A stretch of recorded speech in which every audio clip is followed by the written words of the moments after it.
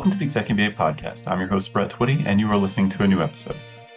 On this episode of the podcast, we're excited to share a recent webinar we've decided to convert into a podcast. This conversation features current part-time MBA students discussing the first year of the part-time MBA program. I think you're really going to enjoy this conversation. And as always, if this conversation is helpful for you, please like this episode and subscribe to the ExecMBA podcast so you never miss an update. And remember, you can always check the episode description for links to Darden blogs, social channels, and more. And now, without further ado, here's a conversation with current part-time MBA students discussing the first year of the part-time MBA program. Well, welcome in, everyone. My name is Brett Twitty. I'm the Managing Director of Admissions for the professional degree programs here at the Darden School of Business. That includes our Executive MBA, as well as our part-time MBA program, the program that we're talking about today, and an MS in Business Analytics degree that we offer in partnership with the McIntyre School of Commerce here at the University of Virginia. All of these programs are based in the Washington, D.C. area. I'm coming to you live from our space here in Roslyn, as you might be able to tell from the background. I got a new office, a little bit easier to tell that we are actually in Roslyn than it was with my previous blue wall background. So if you joined us for some webinars, a bit of an upgrade on my end. And so excited to host this session tonight where we're going to talk a lot about the first year of the part-time MBA program. We've got four students here to talk about that experience. Stay tuned. A little bit later, you'll be hearing directly from them. But before we get into that, just wanted to take just a few minutes of your time to talk about just the structure and design of our part-time MBA program. Thought it might be a lot for you to kind of get sort of without a lot of context to hear about this sort of academic experience and the first year or the core curricular experience for part-time MBA students. And so part-time MBA is a hybrid program. It's 60% in person, 40% online. The basic structure of the program is alternating in-person and virtual weeks. So 1 week you'd be in person, 1 week you'd be online. The next week after that, you'd be in person. Week after that, online. So 60% in person, 40% online. How that translates to a quarter, you will be taking classes in this program in 2-month quarters. So in a given quarter, you have about 8 weeks. You'll have 4 of those weeks would be in-person classes. 3 of those weeks would be online classes, and then you'd have exams at the very end of the quarter, typically about a 9 to 10 day period, and you set your own schedule during that exam period. That's the core of how you're going to sort of experience classes here in these 2-month quarters. Typically, part-time MBA students are taking 2 classes at a time. Certainly true during the core curricular period. When you get to electives, you're perhaps choosing to ramp up a bit as you work towards graduation. You'd be taking more than 2 classes if you'd like. That's when the sort of personalization, customization of the program comes in, and you can choose how fast or slow you like to work towards graduation. This is a program that's based in the Washington, D.C. metro area, as I mentioned, but we also have touch points in Charlottesville. So all students begin the program in Charlottesville with a week-long residency, what's called Residency 1. And then you have the core curricular period, which is 18 months. And then at the end of that, you have another week-long residency, what's called Residency 2. So 2 touch points down in Charlottesville, even though the base location is here in Roslyn. An evening-based schedule. So I mentioned alternating in-person and virtual weeks. And during the first 18 months of the program where you're taking the core curriculum, classes are on Monday and Thursday evenings from 6 to 9:30 p.m. is what we tell students to plan on. I think classes kind of are more often than not like 6 to 9:10 p.m. You would expect to have 2 class sessions on those evenings, and those class sessions would all be in the same course. So, for example, in a quarter, if you're taking accounting and leading organizations, two courses, you might have accounting on Monday night and leading organizations on Thursday night. And you would expect to have 2 class sessions during that kind of 3.5-hour block. Class sessions are typically about 75 to 85 minutes per class session, and you would have a break in between, in case you're curious. I mentioned during the core curricular period, it's Monday and Thursday. When you get to electives, just to give students a little bit more choice, obviously it's a little bit beyond the scope of our conversation tonight, but just wanted to share this with you. When you get to electives, there are classes offered on Monday, Wednesday, and Thursday evenings, again, 6 to 9:30 p.m. And the reason for that is just to give students a little bit more choice and a little bit more flexibility. Again, because at that point in the program where students can choose not only their classes, but how fast or slow they like to work towards the 60 credits required for graduate. And so little bit more detail here. I mentioned 60 credits. First 18 months of the program, this is really where we're going to spend our time today, talking about the core curricular period, this first 18 months. Cohort-based, lockstep. You're not choosing your classes, you're taking the Darden core at that point. It's the same core that students take in our full-time MBA and executive MBA programs. Darden's a general management program. The structure of all of our programs is a core curriculum followed by an elective period. The elective period, part-time MBA students have an opportunity to take 17 electives. If you're curious about how things break down from a credit standpoint between the core and electives, the core is 34 and a half credits. The elective period is 25 and a half credits. The classes at Darden are generally 1.5 credits. There's a couple of exceptions to that. Residency 1, Residency 2, those are 3 credit classes, but by and large, the classes that you're taking here at Darden are going to be 1.5 credits. Why all this credit talk? Well, credits matter for your bill and for how you're going to pay for the program. You're going to be billed on a per credit basis. So if you're taking 10 credits in one semester versus 6 credits in another semester, those bills are going to look very different. And then when you get to the elective period, you're kind of thinking about your pacing there. You may also be thinking about, well, what's this going to mean for the bill that I would receive in this semester? Something for you to think about. The part-time MBA program is unique amongst Darden's MBA programs in that it has a flexible completion timeline. So our first 18 months are set and fixed. Everybody's moving through the same classes together at the same rate. And then you get to the elective period. You got 17 electives, 25 and a half credits to complete. And you can complete the program in anywhere from 28 to 48 months. Best way to think about this is in terms of semesters. So bear with me here. There's going to be some math. So each quarter is 2 months.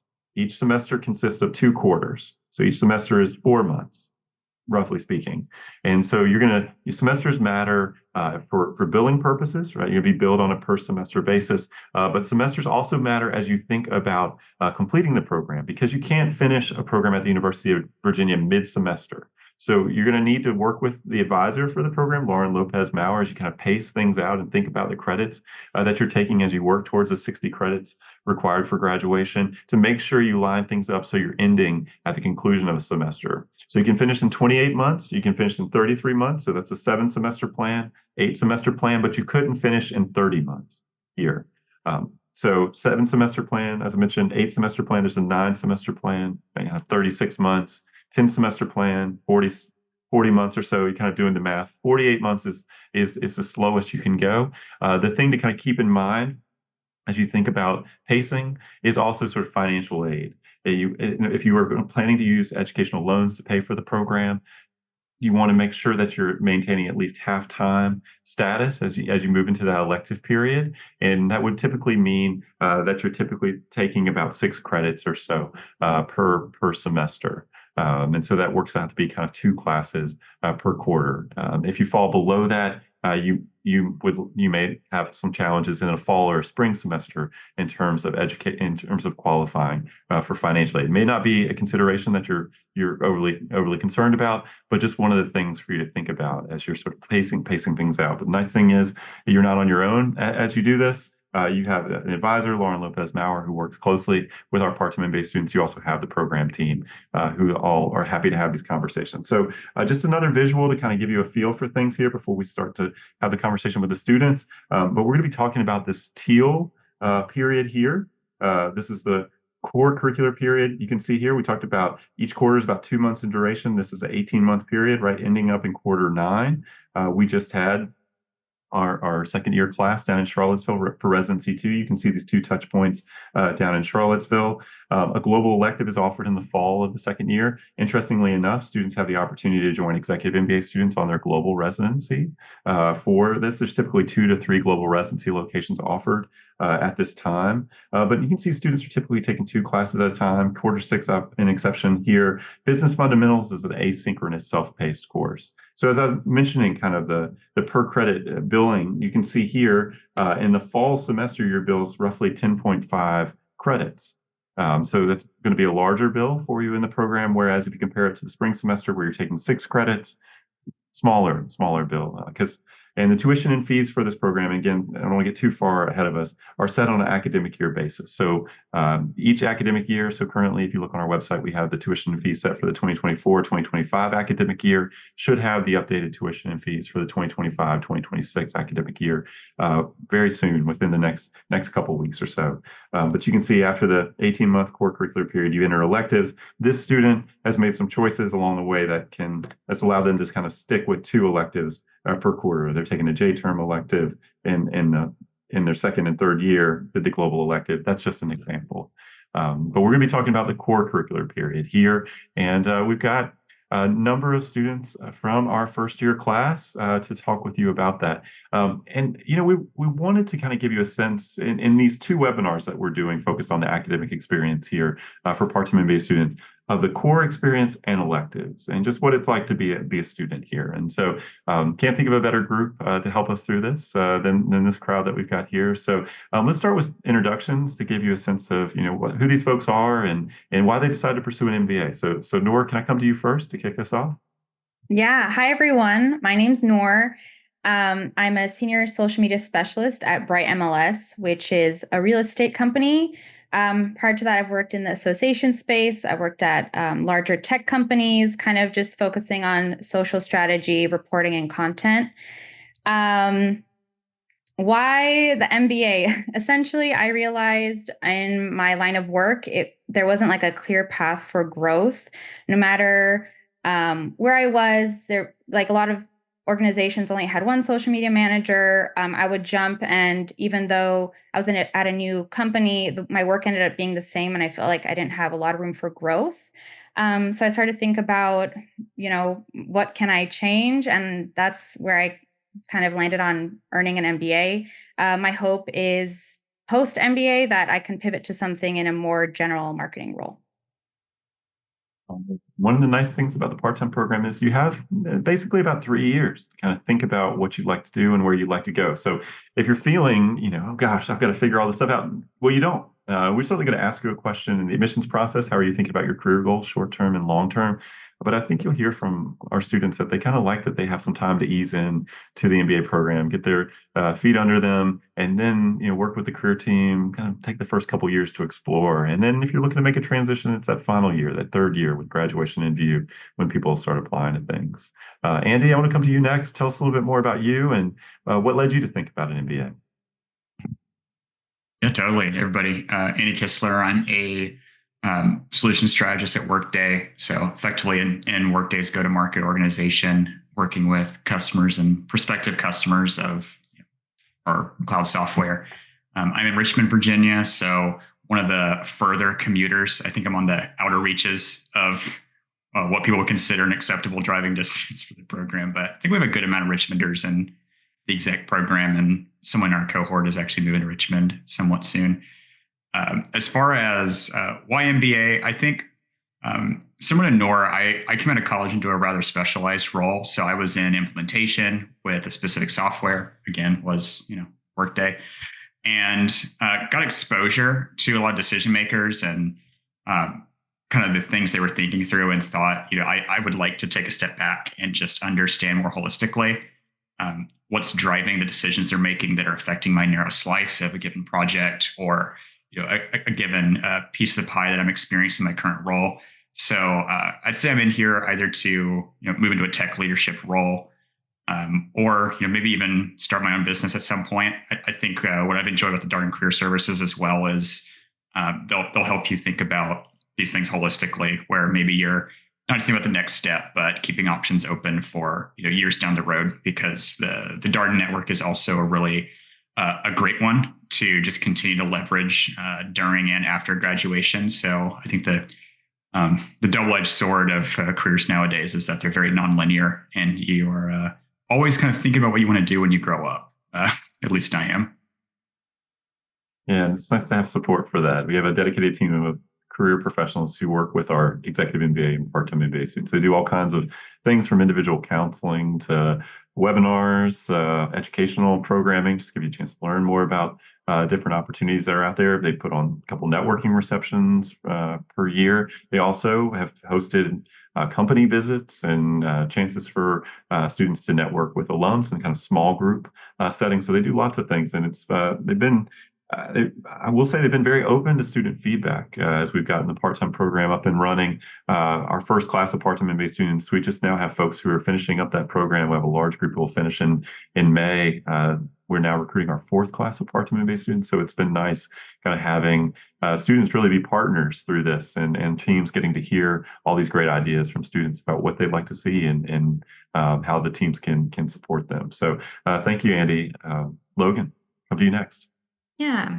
Hi, everyone. My name is Logan Brown. I'm a project manager in the aerospace and defense industry. Most of my work is focused on business transformation. I decided to, I would say, pursue an MBA primarily to, I would say, formalize and refine my business skills. I studied international affairs in undergrad, as well as for my first master's degree. And although the industry I'm in is certainly shaped by international affairs, the work that I do on a day-to-day basis, I would say, sits at like the intersection of finance and strategy. And so as a result, a lot of the, I would say, baseline quantitative business skills that I had are, I would say developed in real time, sort of on the job training, and often very specific to aerospace and defense. And enrolling in an MBA, earning an MBA would really, I think, help bring my academic background into alignment with what I'm doing professionally. And so that was, I would say, the primary driver for, pursuing and getting involved in the program.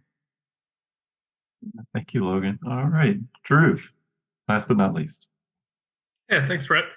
My name is Drew. Nice to meet everyone here. I'm in business operations at AWS, supporting our DoD clients that we have. So very much in the news right now with the Doge cuts. Why I pursued an MBA? One, I really missed school. I think that was a big factor for me. I liked being in that formal classroom setting, because education is such a privilege, right? And a privilege we're paying quite a bit for, but a privilege indeed. And but the second reason is when I'd actually applied, and Brett and Ali at the time, of course, read all the applications. I was actually at a different company, and since when I got in and when the program actually started, I transitioned to AWS. And so now I'm kind of, in the boat of where I'm like, I don't really know specifically what I'm looking to get out of the MBA. And now I'm in the searching and exploring phase, which is why I think, as Brett alluded to, it's really great to have the full 3 years, because when you have career switches that occur midway through the program or job changes or anything like that, you can still figure it out. So that's where I'm at. Yeah, and you have your classmates around you. In addition to the career team, it's nice. Everybody's working.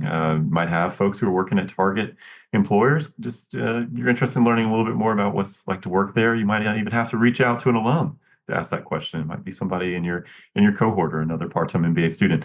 I just want to pick up on something Andy shared. Andy mentioned that he's down in Richmond, and we have a few students from Richmond. We have a few students from Baltimore, Annapolis. Because of the evening nature and the sort of in-person, virtual, alternating weeks, most of our students are within an easy commuting distance of our location here in Roslyn. So when you look at part-time MBA, 90+% of the students in this program are coming from within around 30 miles or less of our location in Roslyn. We do have students who are traveling from further away, to Andy's point, but it tends to look a little bit different from a geographic standpoint than, say, our executive MBA program, which is based around once a month weekend residencies, an online class a couple nights per week. And an executive MBA class will typically have maybe 15 to 17 states of residency represented there. One of the nice things, though, for part-time MBA students is, if you are here in the DC metro area in particular, you have a number of students who are all kind of around and you can do things with. And so your cohort is not just together in class, but also outside of class. So maybe we'll talk about that a little bit later. And I will note for our attendees today, if you do have questions for our panelists, please ask via the Q&A. We'll try to work those in as we can, but certainly love to hear from you what's on your mind. So I'm going to ask a question about sort of adjusting to business school. I'm sure some of our folks joined us are wondering, like, how are you doing all of this? You have busy jobs and you've added an MBA program. So, Andy, as you were coming into the part-time MBA program, what were you most unsure about? What did you have questions about? Like, what did you feel sort of uncertain about? Yeah, I'd say so. For starters, in my role, I travel a decent amount. So I think logistically, that's an extra wrinkle. Aside from being located in Richmond, it's just coordinating customer obligations and on site meetings. So it just adds an extra variable when it comes to both personal and professional life. So that was number one for me too. Being in Richmond is logistically just getting up here. So I think I originally had aspirations of driving up in the morning, working out of the office. I'm fully remote in Richmond, but I thought it'd be great. I'll meet a bunch of people. DC traffic is universally bad, so I usually drive up around lunchtime and work out of the grounds up in Roslyn, which is actually nice because then we've got a nice we call ourselves the 4 p.m.ers who take our afternoon calls and then go down to get dinner like right when our last calls end. So we've got a nice little sub community within our Darden class. But I think juggling was to sum up the initial challenge. But after a couple of weeks, I really got a routine down. And I think just a bit of unsolicited advice to anyone who has a significant other to just make sure that you're communicating as far as when you're getting up and what those obligations will be, just because I think that makes things smooth when it comes to adjusting schedules. It's a very doable commitment, but it is a lot of time and effort. So I'm very grateful to have a supportive spouse who has also invested in the program by effectively allowing me to be away a couple evenings and as opposed to date night, maybe studying a couple nights. So that's I suppose how I would sum it up. Yeah, it's worth noting that when folks are at graduation, I think it's as much a team, family accomplishment as it just is for the student alone, because there's so many people who make it possible for folks to be able to do these kinds of programs, whether it's at home or even at work.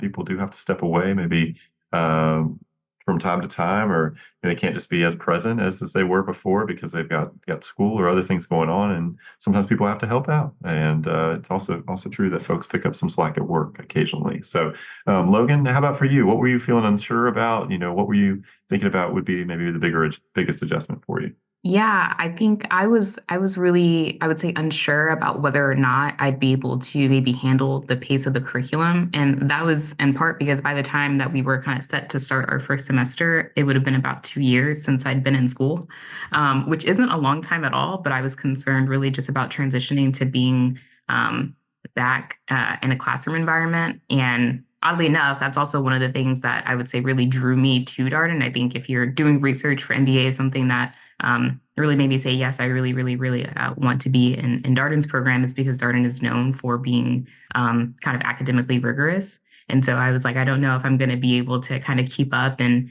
ultimately, I think a combination of, having had some work experience that really helped me kind of grasp onto the materials that we talked about in class, plus a really great learning team, and just a really supportive, faculty and kind of broader Darden team. I, ended up not being a major adjustment. It was pretty smooth, I would say.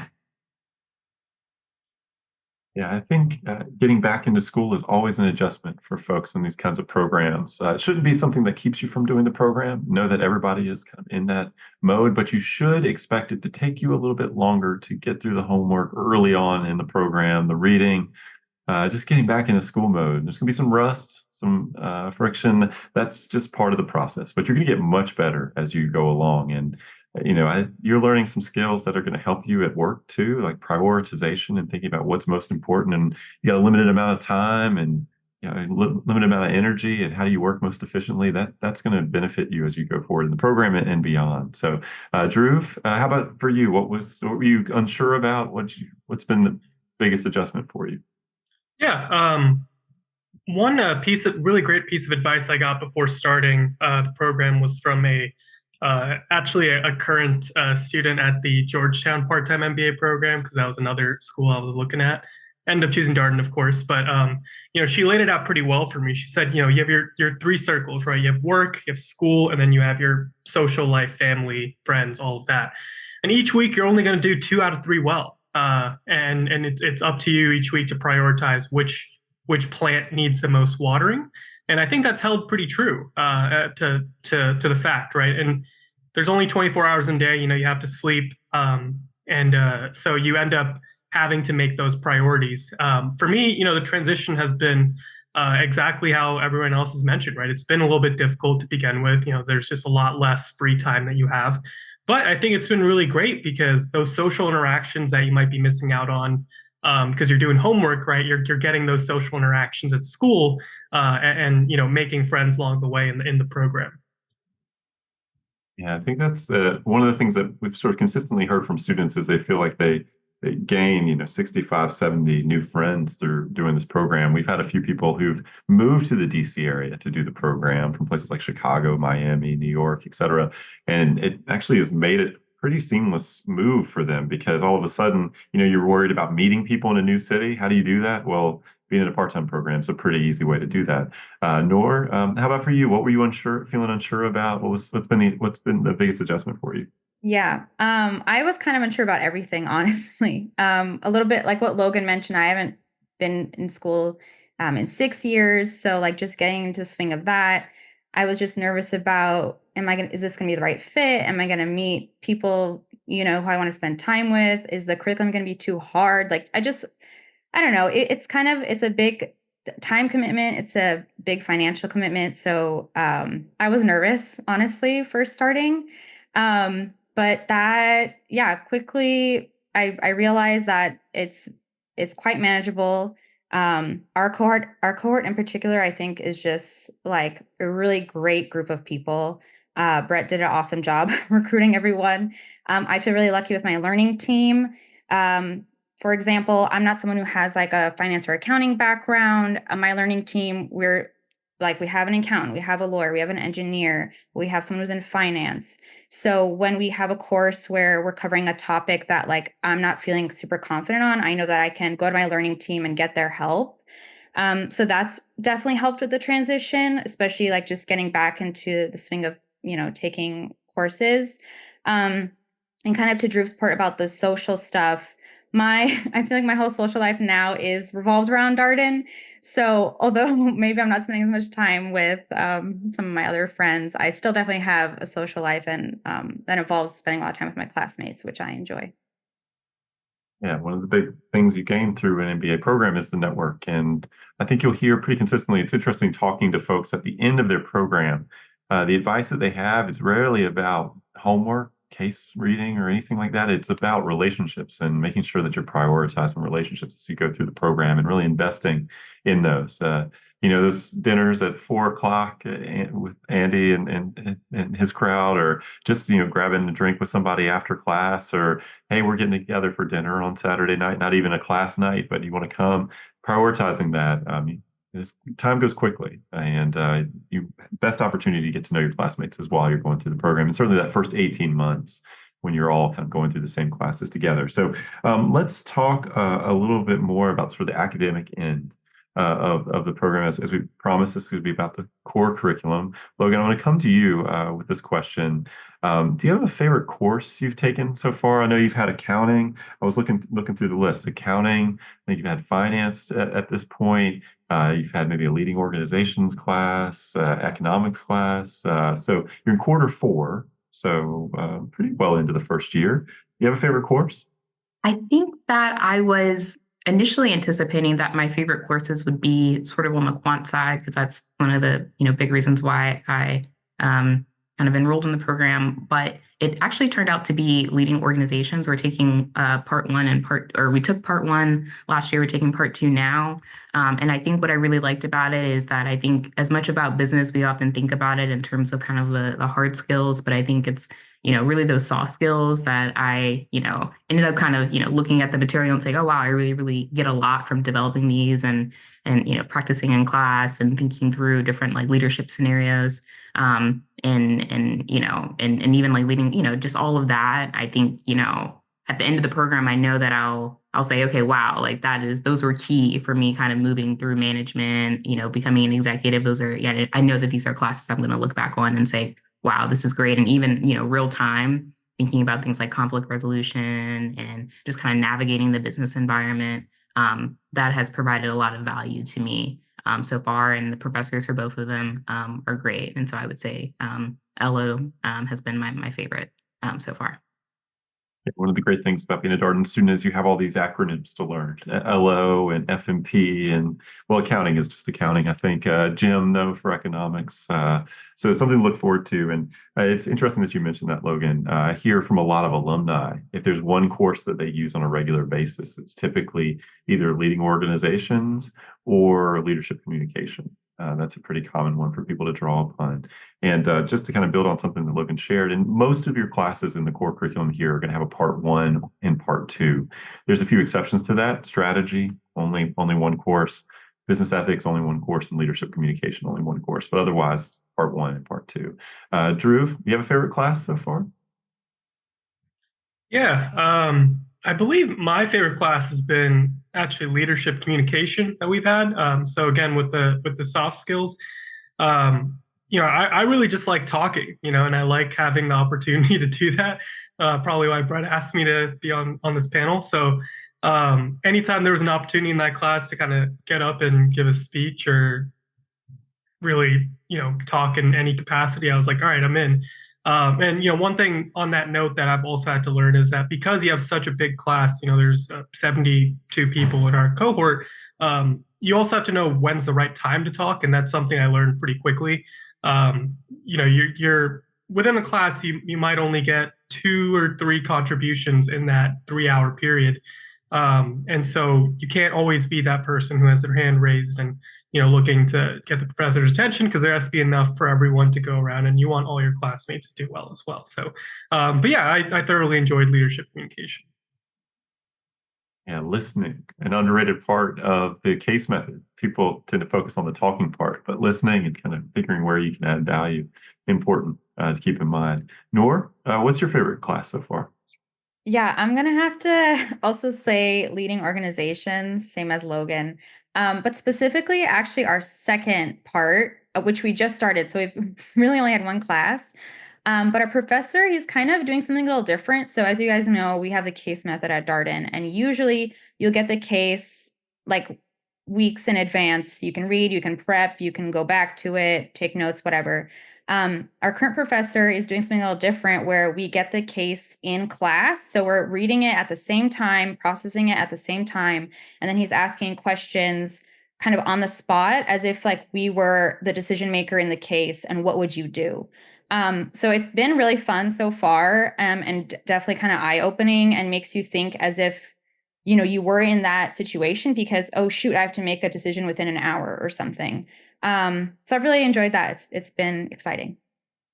That's Jim Dietert, who you have for that class. All right. Yes, he teaches a number of really interesting classes. Defining Moments is another one. He's written a book about importance of courage in the workplace. Yeah, I'm not surprised he's having you do these kind of like snap, read the case, react to it, because again, that's how it actually works in the real world. You don't normally have like several days to kind of think through something, particularly when it's maybe a leadership question. You might have to make a decision right then. So, Andy, how about you? What's been your favorite class so far? I'd agree with the group that the LO and leadership communication classes are the ones that have been near term most practical. Of we've been in a class and like the next day I've been in a meeting and had something to apply to that conversation or that particular decision that's happening. As far as favorite though, I really enjoyed the accounting and finance classes a lot more than I thought I would. And I don't come from an accounting and finance background necessarily. I think I've enjoyed them because of the way they're taught, which is really in the context of a business decision. I took a couple undergrad classes, and finance just frankly felt like make-believe to me. I hadn't been in the working world for an extended period of time outside of internships, so these words and terms and the way markets work were like just really esoteric to me. But the way that we evaluate them at Darden are from more of a general management perspective, and I think it's just been really affirming to like conquer those concepts in a sense, and to actually understand that language, because finance and accounting really has been like learning another language more than I thought it would be. And it feels really good to just understand that language.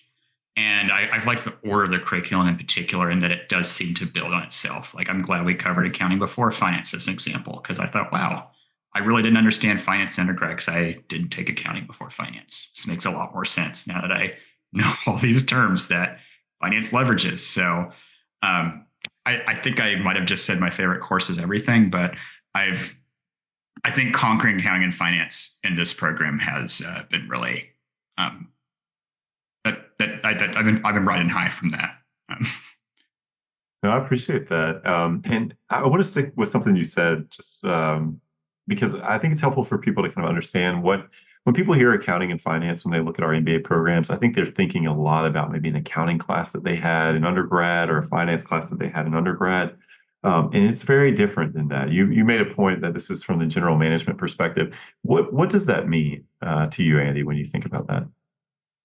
Yeah, so I think as opposed to drilling you on T accounts or having you regurgitate a formula, like when you're learning about, say, receivables, for example, you're trying to estimate, your collectibles for a year, or maybe you're trying to contemplate when to run a Super Bowl ad, right? Because those have different financial implications, right? And so, like, understanding those at that level is important for anyone who is in a leadership role or starting a company. So there's certainly electives for those who want to go into investment banking or more Wall Street track type careers, or like pure play strategy around the financial implications of decision. But for us, we were hardly ever acting as a accountant or a financial analyst. It was almost always the general manager of a products division or manufacturing company, and we needed to understand how a decision would quantitatively impact profitability.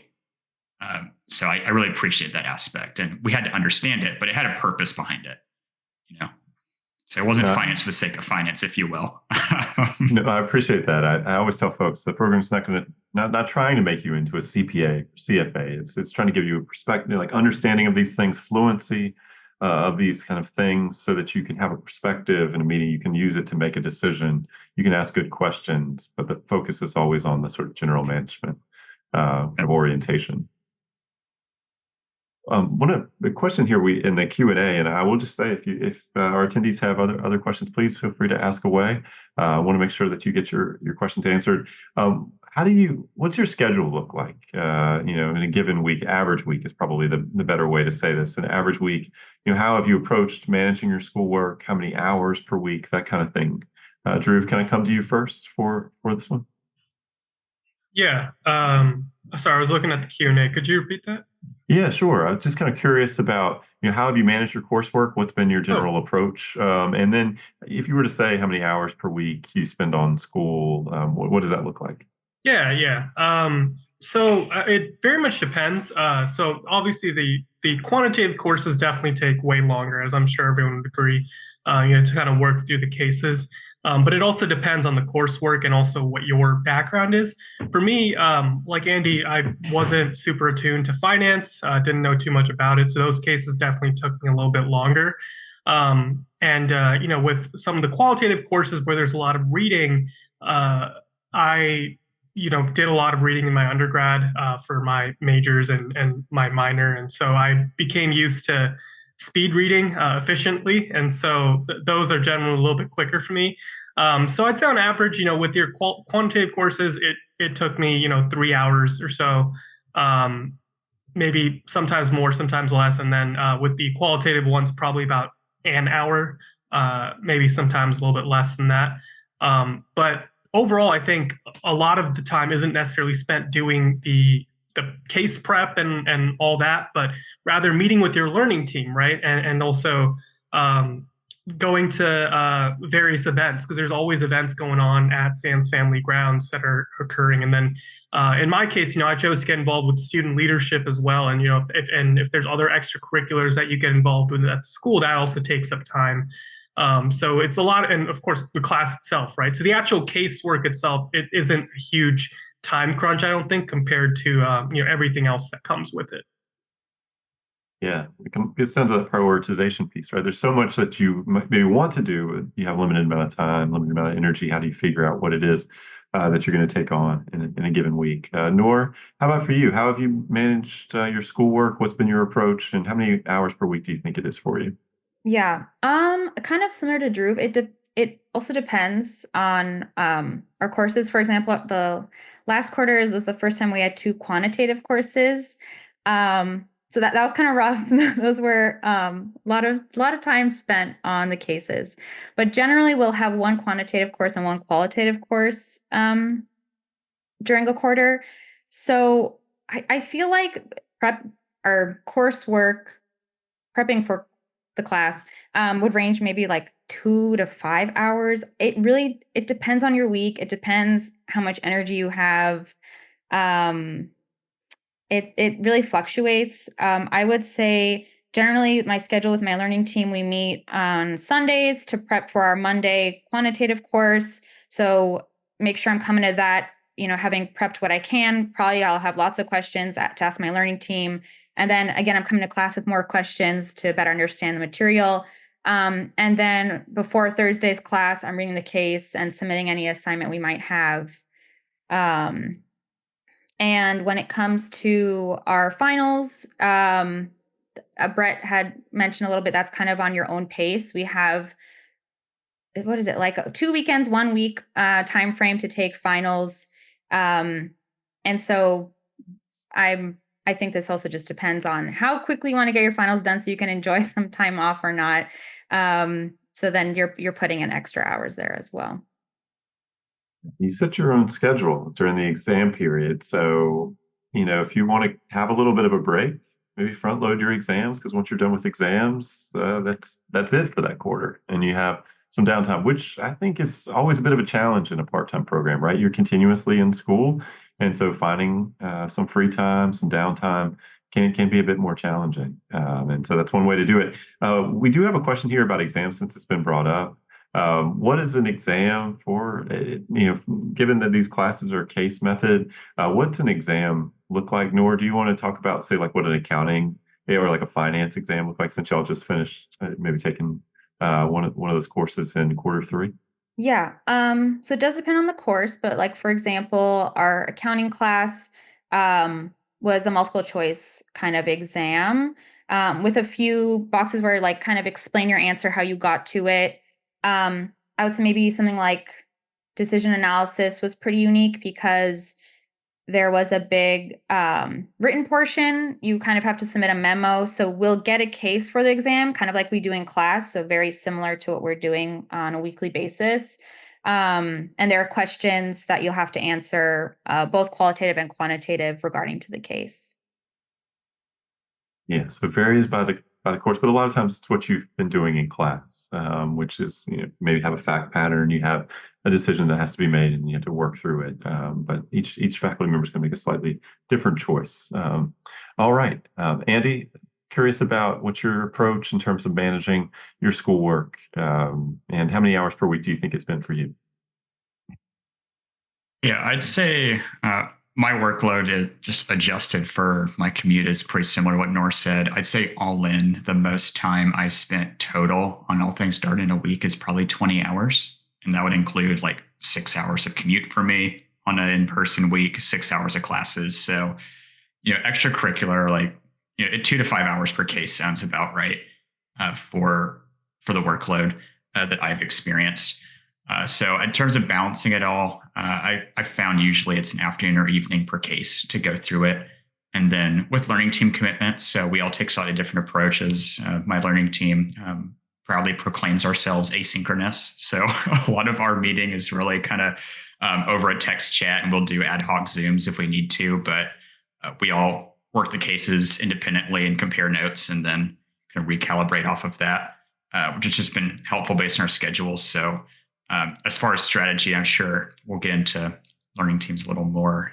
It really is up to you. I'd say in general, both to workload and the finals questions, I've just appreciated how the program itself is reflective of the world of work itself. It's like decision analysis Nora brought up. We spent the whole quarter in Excel, like doing really heavy computational analysis, but the final exam was all about how did you justify and present your answer. And that's really how in a leadership position, you could do all this quantitative analysis, but ultimately you have to tell a story. You don't just pull up an Excel file and run through how you built this beautiful solver model, because that will be a snooze fest. So it's more about, explain the variables and the considerations, the pros and cons, what was perhaps counterintuitive, and making sure you have a very clear written out recommendation. So that's really generally how classes proceed as well. Stuck with me, Brett, who you said in one of these webinars when I was in it a year or two ago, where you said talking is not the same as contributing. I don't know if my classmates can affirm my contributions versus just my talking, but I've tried my best to aspire to that. I just generally appreciated how, like I said, the exam, we've had several professors call them celebrations of learning, euphemistically, but it sort of have been that. You craft a good memo and you kind of take a step back and look at it like like a dad who just caught a big fish, and you're like, yeah, I just made that, I brought that in. Feels like an accomplishment. I appreciate that. I've heard some students, I don't know if this resonates, but I've had some students, executive MBA students in particular, who felt like they didn't have to do a lot of studying for exams because they'd been working all along, and like class is kind of like a test of what you understand from a particular, like you're kind of constantly checking in with what you understand because of the case discussions that you're having. I don't know if that resonates. Andy, does that resonate with you? Yeah, to my point on accounting and finance before, you definitely learn accounting and finance. I just think it feels a bit like Karate Kid, where you're sanding the deck and you don't realize you're learning kung fu the whole time, and then it comes time to the exam, you're like, oh, I actually kind of get this, and didn't realize it. So I just think it's the teaching style itself is I think it's what we were all looking for. Well, I don't want to speak for everyone here, but I think it's resonating with the class. Like, I don't think we all expected to like gym and accounting as much as we did, but accounting 1 was like a banger of a class. Wow, nice. This does not come up on every webinar, so I'm so glad we got that in here. Okay. All right, Logan, coming to you. What does your schedule look like? How do you manage your coursework? And typically how many hours per week? Yeah, very similar to what's already been shared. I would say hours per week, probably around like 10 to 12 hours, including class time. So it really ends up being somewhere around like 4 to 6 hours outside of class, and that's doing, case prep or working with my learning team. My learning team, we meet weekly via Zoom, and we each kind of take turns like leading or facilitating cases for that week. And so we just kind of rotate and whatnot, and that's been good. I think that that's worked really well for us. And then I'm local, so it makes it a lot easier if I'm like 10 minutes away from grounds. But yeah, and I worked with my boss just kind of about kind of like the time commitment and whatnot. And so my employer has been very helpful with kind of making sure I have enough time to do what I need to do for school. In case you're wondering, there's been a lot of discussion about cases and working through cases in a given week. If you think back to what I was sharing, you're taking 2 courses per quarter. On a Monday night, you would have 2 class sessions in one course. On a Thursday night, you'd have 2 class sessions in the other course you're taking in that quarter. Typically, general Darden rule is 1 case per class session. So not always the case, but generally you'll have 1 case to prepare for a class session. So on a Monday night, you probably have something like 2 class sessions. Two cases to prepare for those class sessions. On a Thursday night, about 2 cases to prepare for those 2 class sessions. So maybe 4 cases or so per week is kind of a way to think about it. Again, an average kind of way to think about how many cases you might have to prepare, but if it gives you some helpful context for what's been shared here. Hopefully it does. Let's talk about extracurriculars, right? We haven't gotten into clubs and organizations. There are now 10, I think, or so professional degree serving student organizations. There's also opportunities for leadership, to Drew's earlier point. Drew, can I come to you for this first? Because you mentioned it earlier, opportunity for leadership and being engaged in that way. I know we've got some other student leaders here too. So we'll have you kick us off. What clubs, organizations are you involved in, or how are you thinking about the sort of extracurricular component of the program? Yeah, absolutely. So yeah, I got involved pretty early. So for this past year, myself and another one of my peers in the class, Elliot, we were our co-section reps, which essentially equates to like class presidents for the year. And then this year, we've already had our elections for the following year. I've moved into a vice president of clubs role, and Nor was also on the part-time student association board with me.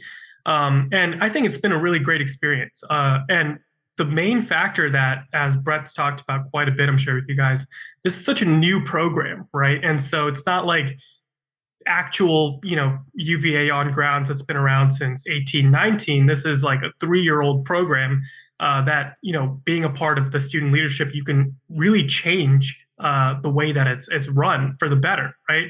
And along with what Brett mentioned earlier about how the staff that you work with are super receptive to feedback about the student experience, right? Because they're wanting to make it the best experience for us that we can. I think it's a really great way where you can see tangible results of change that you're trying to implement. So that's been really great. And then I've also been a part of this newly formed club called Darden Immigrants and Friends Association, since we didn't really have any sort of I think we have one minority other organization, but very limited in that sense. And so that's been really great to be involved with one of my classmates, Lynn.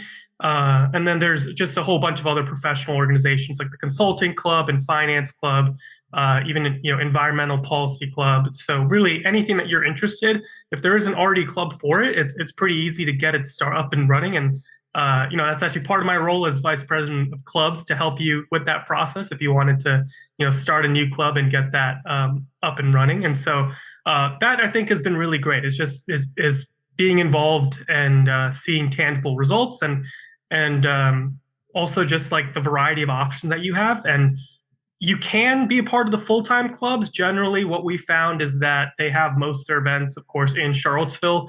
And so unless you're wanting to make the trek down there often, it's not necessarily the most beneficial. So generally, we try to stick to the clubs in the part-time program here at SFG, and then even some executive MBA clubs if you wanted to venture into that.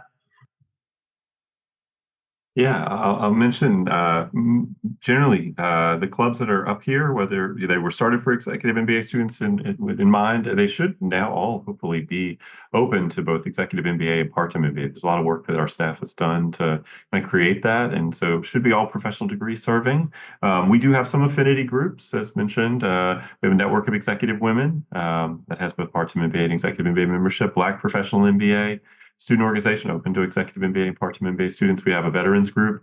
I think they're now called, they've changed their names a couple times, but I think it's the Darden Executive Veterans, or the DMA professional degrees. Actually, I think it's the Darden Military Association professional formats. Sorry, we've been through a few evolutions here in relatively quick succession, but it's the counterpart to the full-time MBA student organization, which is the Darden Military Association.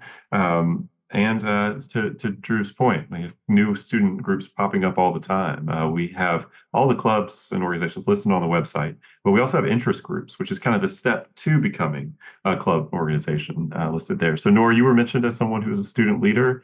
Have you gotten involved with any clubs or organizations, or is it something you're thinking about? Yeah. So I am currently the VP of Social for my class.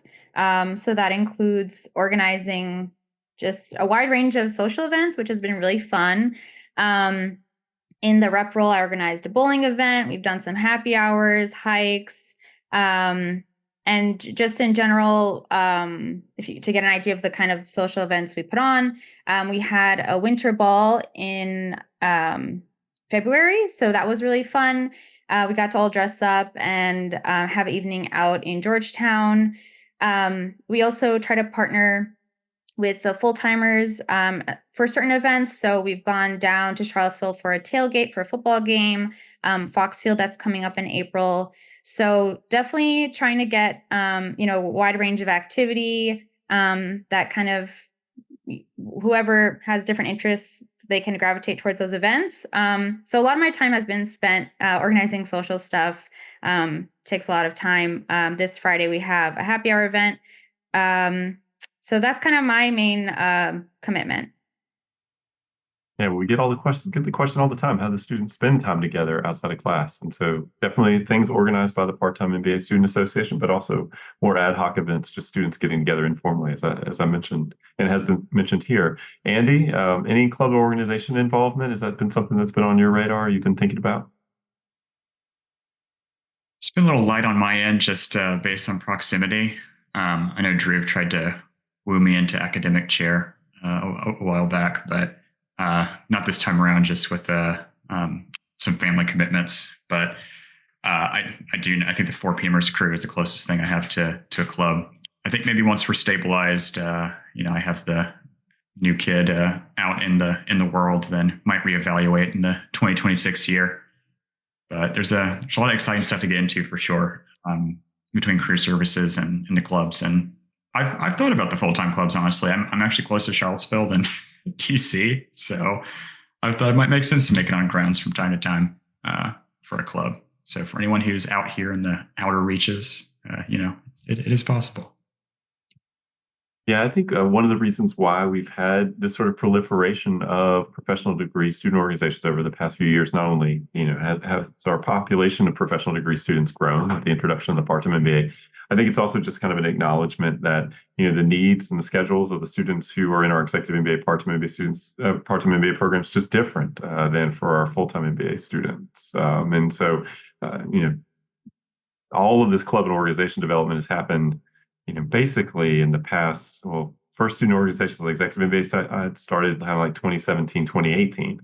So here we are on 2025, and now the part-time MBA students getting involved, and you're starting to see even more opportunities and growth in student organizations. That's only going to continue here. Logan, how about for you? Have you been thinking about getting involved in anything or any clubs or organizations as part of your experience thus far? Yeah, well, for one, I'm always going to the social events that NOR plans. Those are always fun. There's an aerospace and defense club that was initially, I think, based on grounds in Charlottesville, and they've expanded that to include kind of part-time MBA students joining. So I'm definitely gonna get involved in that. And then there's also the Black Part-Time MBA Association, and I go to their events and help coordinate and plan where needed. So I would say those are the areas that I'm involved in. Yeah, and I think it all comes down to, as you think about these things, is kind of what's your North Star? What are your priorities as you go through your experience? This is where professional degree program experience can sort of diverge a bit from full-time. If you talk to full-time MBA students, clubs and organizations, invariably huge part of everybody's experience. If you ask part-time or executive MBA students, you can survey 5 students at random. You might have a few students who really emphasize clubs and organizations, and that's been a big part of what they want to do. And then you might have a few students who also say, you know what, not a big priority for me. I've decided to put my time and energy elsewhere. That is something that makes these programs just a little bit different from their full-time counterpart, but that's not necessarily a bad thing, right? Students have a lot competing for their time and attention, doing work and school at the same time. So you have to be kind of clear about what's going to be important to you and where you want to put your time and attention. So let's go lightning round here. We got a few minutes before we wrap up. Piece of advice for our attendees today as they think about their own MBA journeys, nor something for our attendees to think about. What would you share? Yeah, I guess it kind of relates to our previous conversation about clubs, but kind of just to take advantage of everything that's offered. Obviously, you're here for the coursework, but I think the network that Darden provides is critical. And the career team puts on events all the time. We have our social events, and obviously you don't want to burn out, but it's important, I think, to just attend what you can and where your interests are. Like, for example, months ago, I attended like a women's panel that the Career Center put on that Logan also happened to be at. And then we grabbed drinks after, and now we're friends. So you never know what can come out of an event. So I think that would be my advice. All right, Andy, piece of advice? Yeah, I would just say take time in the program.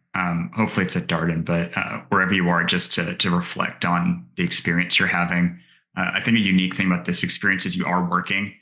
In the full-time program, you kind of take pause and really focus on school and are on grounds. Here, it's really in the context of your work and personal life. And I know being in technology, like I came in with an idea of what I wanted to do, and my industry is in a pretty seriously disrupted state. So there's a lot of flux. There's a lot of general economic flux. So like I've tried to be intentional about what I want to do post graduation and contextualize my experience in that. But it's a lot of just constantly course correcting and just being intentional about how what you're learning may impact your not just your next step, but the next couple after that. So it's not just the academics, but the relationships you make as well.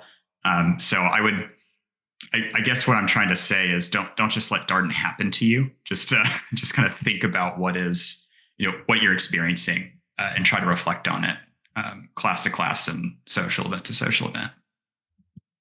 Love that advice. All right, Logan, piece of advice for our attendees.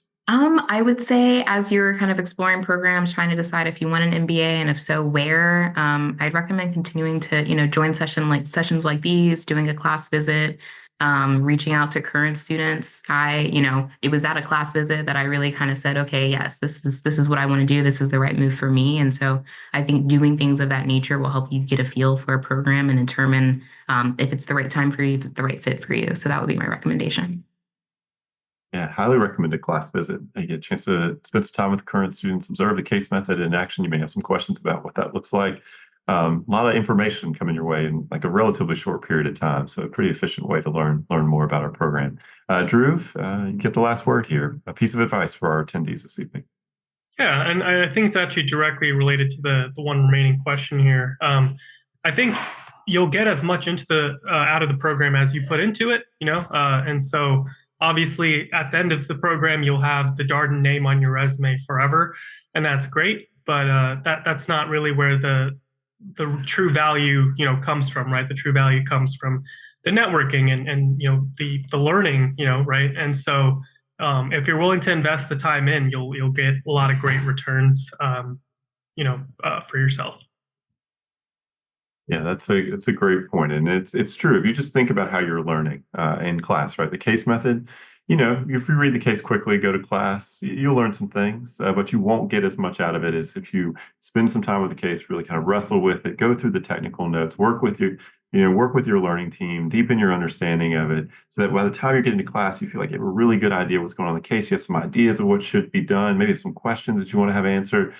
Just to me, that's a good sort of way of understanding. Like Darden has so much potential, and you got to be clear about what you want to get out of this. You really want to think about what's important for you, your priorities as you go through an MBA program, and recognize, to Andy's point, they may evolve as you go through the program. You're going to be doing a lot of self-discovery. You're going to be learning about things. You're going to be around people who are doing things that you may not necessarily know about. So be open to that. And also remember to give yourself some grace along the way. Doing something like a part-time program is very challenging, right? Taking this on, it's really rewarding, but you can have some weeks that are really good weeks, and you have other weeks where you feel like you're scrambling and everything is a little bit of a mess. That's all part of this process. Give yourself some grace and be understanding to yourself. And, I always encourage people to kind of be the kind of classmate and teammate they want other people to be. And the rest kind of takes care of itself. So thank you all for your time. Thanks to our current students as well for their perspectives and for sharing more about their first year experience. And we'll be back in just a few weeks to talk more about the elective end of things with some of our students who are a little bit further along in the program. So hopefully we'll see you again then. Have a good night, everybody.